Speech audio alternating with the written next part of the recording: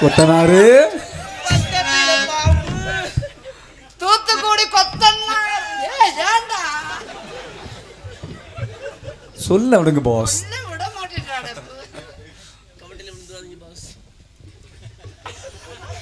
சாந்தி விக்கிற பூந்தி வேணுமா இல்ல பூந்தி விக்கிற சாந்தி?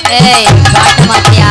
சாந்தி விக்கிற பூந்தி வேணுமே, அந்த பூந்தி விக்கிற சாந்தி வேணாதே.